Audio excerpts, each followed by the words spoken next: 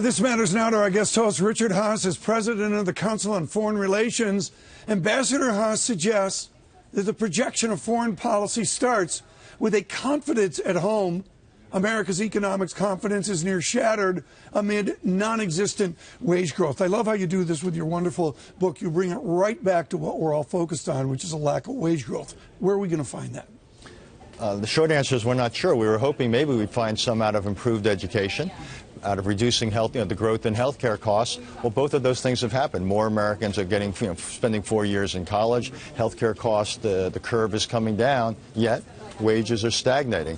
What this suggests to me is there's more powerful forces out there pushing the other direction. Technological innovation, which is good for productivity but lousy for workers, and global competition.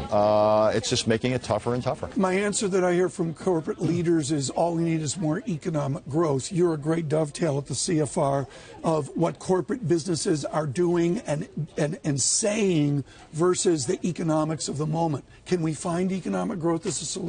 Oh, even though we're doing better, I think we're actually underachieving significantly. And of course we could find much greater economic growth.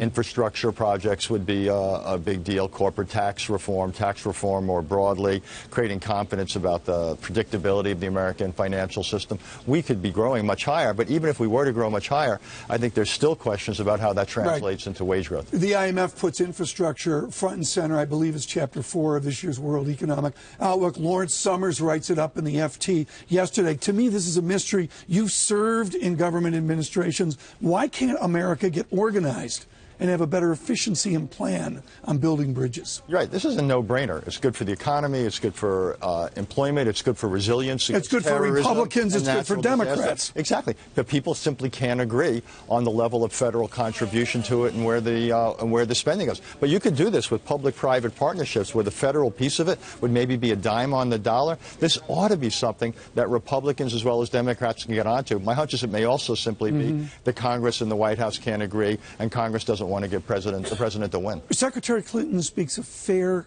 trade.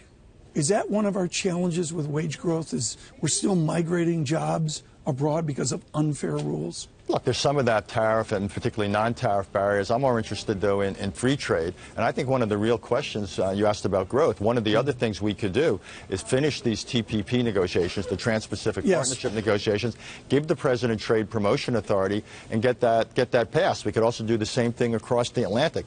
There's infrastructure, there's trade, there's immigration reforms, there's tax reforms. There are a lot of things on the agenda we could do. Quickly, the emotion of the Export-Import Bank. It's a political football right now. How critical is the sustenance of the continuing forward of that?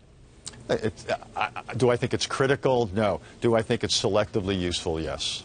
Okay, that's a fair answer. Richard Haass with us with the Council on Foreign Relations.